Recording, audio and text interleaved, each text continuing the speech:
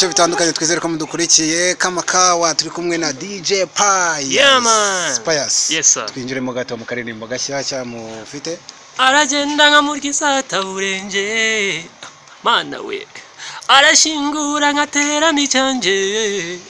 Oh my. Uburyo ahindura ingendo. Yeah.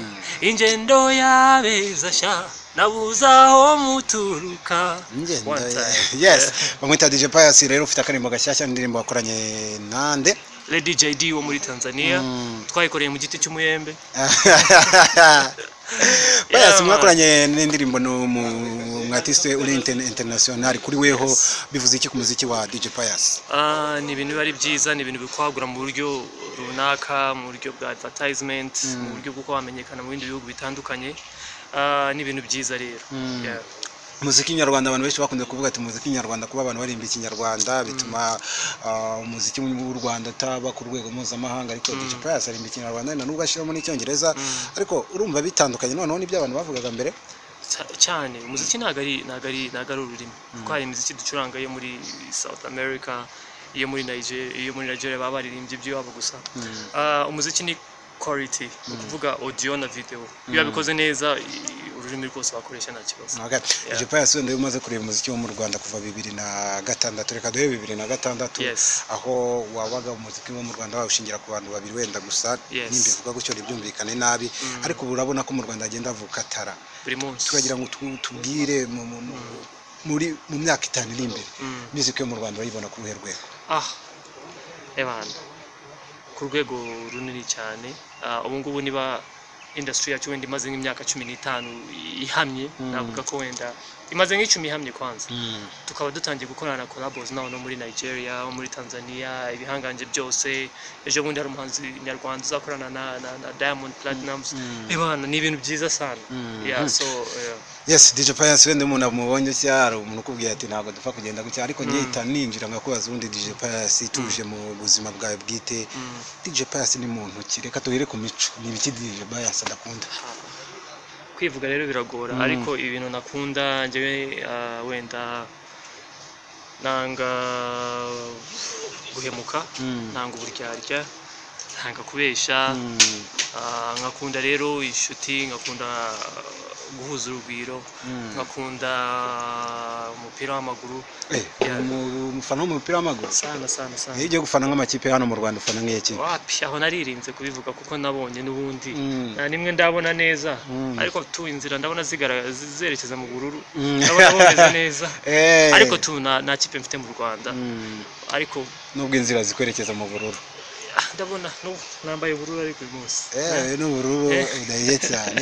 DJ Pius mu bantu umuntu yavuga ko munakwibukira nko ku bwa Adamu, niho twumva hari abantu barebare cyane. Umuntu kabisa ubona ari giant. Umuntu ashobora kwibaza ati n'abantu b'ubandi bose ni ama giant sana. Na muri umuntu wanje turareshya. Usibye of course harimo abagufi nk'abakobwa, ariko abahungu benshi turareshya. Ni ibiki bidasanzwe kuri DJ Pius ubundi umuntu ashobora kwibaza? Uburebure.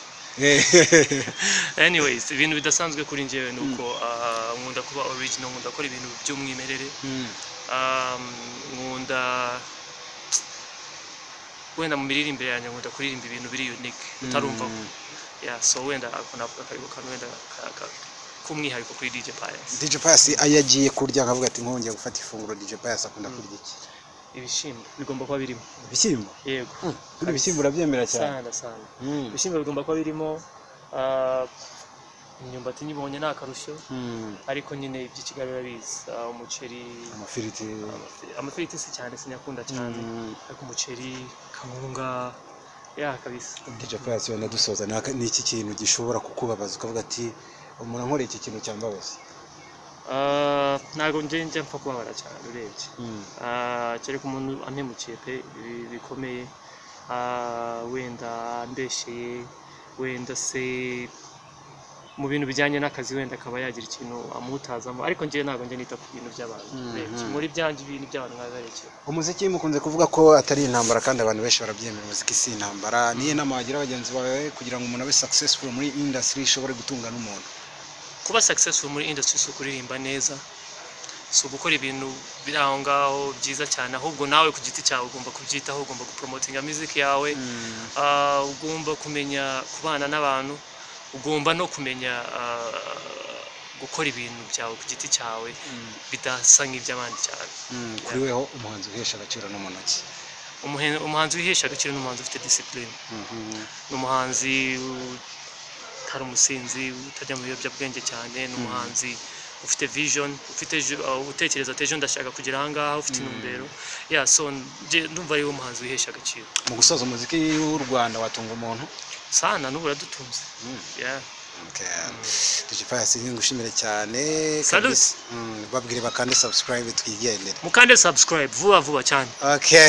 Ntabwo ari vuba turi kumwe na DJ Pius, akaba ari umu DJ ariko akaba ari n'umuririmbyi ukaze cyane ugenda uririmba indirimbo zitandukanye, mwese muramuzi, yaramamaye cyane.